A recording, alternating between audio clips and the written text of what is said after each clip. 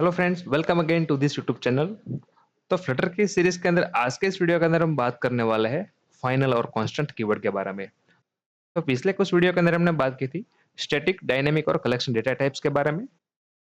और collection data types के अंदर हमने यहाँ पे लिस्ट, सेट और मैप के बारे में बात की थी और इसके बाद हमने इसकी प्रॉपर्टी के बारे में बात की थी। तो ये वीडियो आपने नहीं देखा है तो वह वीडियो पहले जाके देख लीजिएगा, ताकि आपको फाइनल के अंदर कोई दिक्कत ना हो।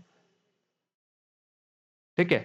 तो आज के इस वीडियो के अंदर हम बात करेंगे कांस्टेंट और फाइनल कीवर्ड के बारे में। ठीक है, तो मैं यहाँ पे इसको हटा देता हूँ, मैं इसी प्रोजेक्ट के अंदर काम करूंगा। ठीक है, हम यहाँ पे स्टेप बाय स्टेप सब सीख रहे हैं ताकि आपको पता चले अच्छे से कि डार्ट क्या है। इसके बाद हम यहाँ फिल्टर सीखने वाले हैं, तो अभी डार्ट की सीरीज चल रही है।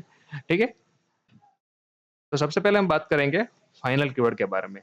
ठीक है, तो यहाँ पे मैं सिंपल लिख लेता हूँ फाइनल। ओके, तो सबसे पहले तो थोड़ा हम समझ लेते हैं कि कांस्टेंट और फाइनल कीवर्ड्स क्या है। ठीक है, तो जब भी कोई आप वेरिएबल असाइन करते हो, इसके अंदर कोई वैल्यू आप देते हो, तो इसको आप चेंज नहीं कर सकते, जिसे हम फाइनल कीवर्ड बोलते हैं।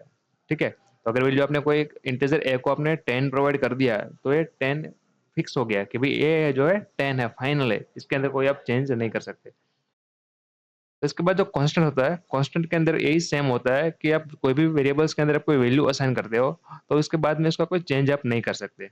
ठीक है, तो इसका डिफरेंट क्या हुआ?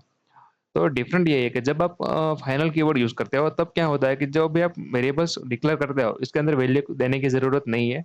आप इसको रन टाइम कभी भी दे सकते हैं, बट आप एक ही बार दे सकते हो। बट जब आप कांस्टेंट वेरिएबल यूज करते हो, तब क्या होता है, जब आप वेरिएबल को डिक्लेयर करते हो, तब भी आपको वैल्यू इसको असाइन कर देनी है, बाद में इसको चेंज नहीं कर सकते। ठीक है, तो इसको प्रैक्टिकली एक बार देख लेते हैं, ताकि आपको अच्छे से पता चल जाए कि क्या डिफरेंट है मेनली। ठीक है। ठीक है, तो सबसे पहले हम यहाँ पे बात करते हैं फाइनल। तो मैं क्या करता हूँ, मैं एक वेरिएबल डिक्लेयर करता हूँ यहाँ पे सिंपल। तो मैं इसके आगे लिख लेता हूँ फाइनल। ठीक है, कोई भी फाइनल वेरिएबल आपको डिक्लेयर करना है, तो इसके आगे आपको लिखना है फाइनल। यहाँ पे मैं एक सिंपल लिख लेता हूँ इंट ए इक्वल्स टू, मैंने कर दिया यहाँ पे 10। तो अभी ए की वैल्यू 10 होगी। इसके बाद मैं चाहता हूँ कि ए जो है इसकी वैल्यू मैं यहाँ पे चेंज करना चाहता हूँ। ठीक है, तो यहाँ पे कर देता हूँ मैं ए इक्वल्स टू 20।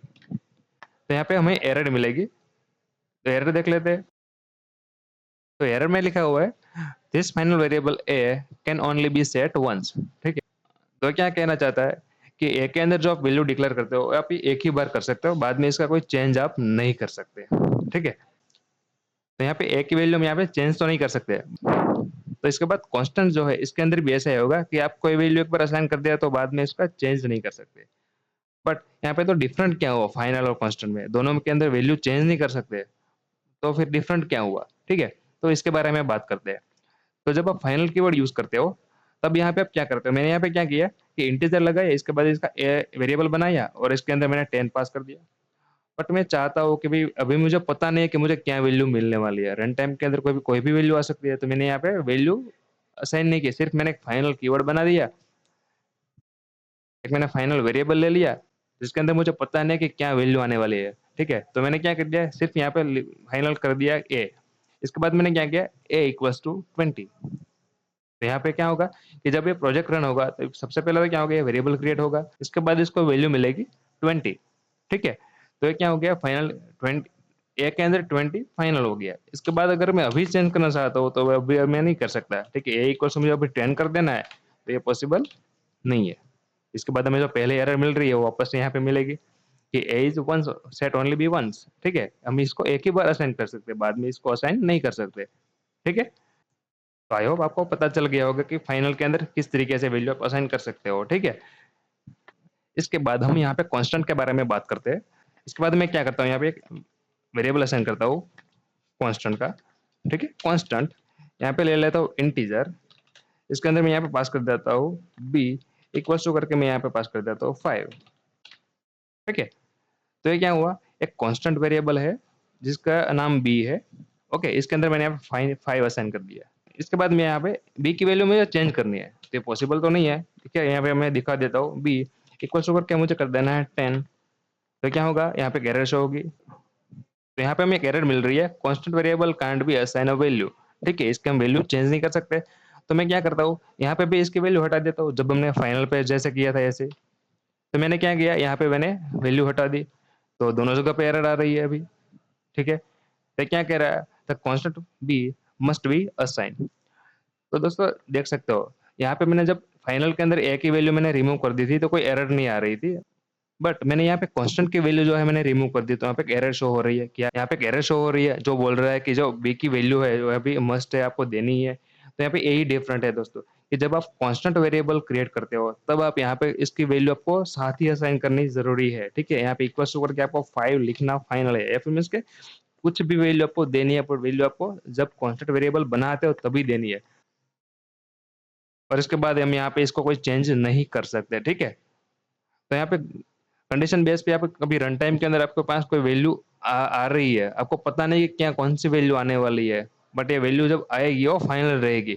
तो दोस्तों तब आप यहाँ पे अगर भविष्य में आने वाली वैल्यू है, तो आप यहाँ पे फाइनल का यूज़ कर सकते हो, बट दोस्तों आपको पता है कि भई ये फाइनल है, यही वैल्यू है, इसे इसमें कोई चेंज नहीं करना है बाद में। तो यहाँ पे इस टाइम पे आप यहाँ पे कांस्टेंट वेरिएबल असाइन कर सकते हो, क्योंकि जब आप मेमोरी एलोकेट करते हो तभी इसको आपकी वैल्यू दे देनी है कि भई ये है, फाइनल है, यही है। ठीक है? तो यहाँ पे दोनों का डिफरेंट आपको पता चल गया होगा कि क्या डिफरेंट है। हम यहाँ पे इसको कमेंट कर लेते हैं, दोनों को, ताकि एरर जो हमारी चली जाए। इसके बाद थोड़ा हम एरे के बारे में थोड़ा समझ लेते हैं। अगर हम आप यहाँ पे कोई एरे यूज़ कर रहे हो, इसके कलेक्शन डेटा टाइप्स हमने सीखे थे, इसके बारे में बात कर लेते हैं, कांस्टेंट और फाइनल के बारे में। तो यहाँ पे क्या है, अगर मैं यहाँ पे लिख लेता हूँ कि मेरे पास कोई फाइनल वेरिएबल है, वेरिएबल, इसके अंदर मैंने लिखा नेम इक्वल्स टू करके मैंने यहाँ पे वैल्यू मैंने ऐड कर दी। ठीक है? मैं यहाँ पे लिख लेता हूँ ए। तो मैंने क्या किया, नेम नाम का फाइनल वेरिएबल यहाँ पे डिक्लेयर किया, इसके अंदर मैंने वैल्यू असाइन कर दी। तो यहाँ पे जो फाइनल वेरिएबल इंटीजर लिया था, मीन्स के इंटीजर कोई मैंडेटरी नहीं है, स्ट्रिंग, फ्लोट कुछ भी यहाँ पे हो सकता है, ठीक है? बट यहाँ पे कोई एरर नहीं है। और यहाँ पे मैंने एक कलेक्शन का एरे लिया है, मीन्स के कलेक्शन डेटा टाइप की है।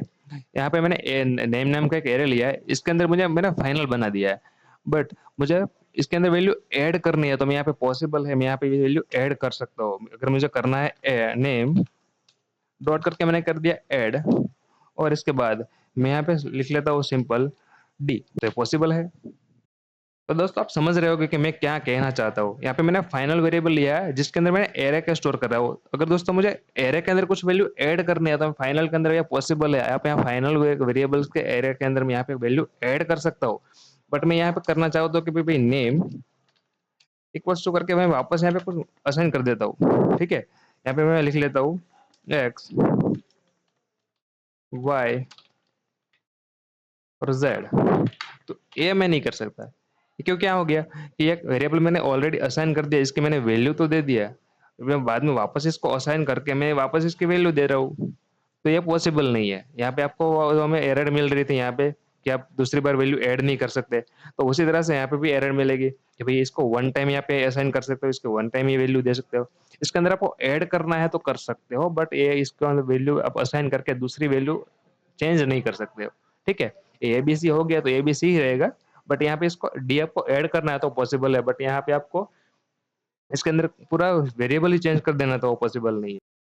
तो आई होप आपको पता चल रहा होगा कि मैं आपको क्या कहना चाहता हूँ। बट इसी चीज़ का हम यहाँ पे भी यूज़ कर लेंगे। तो मैं क्या करता हूँ, इसको कॉपी कर लेता हूँ और यहाँ पे इसको मैं डिक्लेयर कर देता हूँ।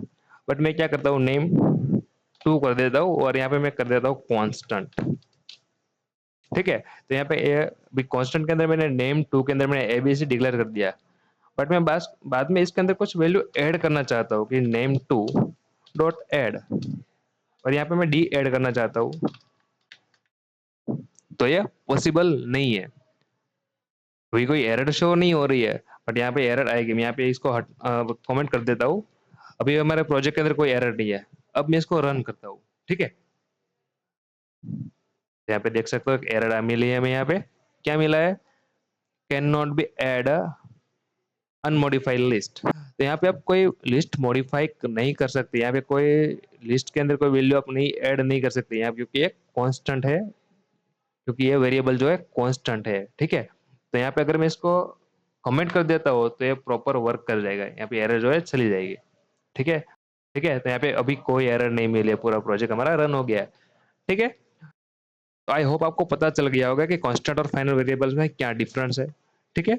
तो वीडियो अच्छा लगा है तो वीडियो को लाइक करना मत भूलिएगा, और और दोस्तों इस चैनल को सब्सक्राइब कर लीजिएगा, क्योंकि दोस्तों हम पूरा का पूरा फ्लटर सीखने वाले हैं, जिसके अंदर हम पहले डार्ट की सीरीज कंप्लीट करेंगे, एक बाद में हम फ्लटर स्टार्ट करेंगे। तो ये सब बेसिक नॉलेज आपको आपके लिए बहुत ही ज़रूरी है। तो जब आप फ्लटर की कोडिंग करते हो, तब आपको सब कुछ समझ में आ गया होगा कि हमें किस तरीके से सब वेरिएबल डिक्लेयर करना है, कब कहाँ पे किसका यूज़ करना है, वो सब आपको पता चल गया होगा।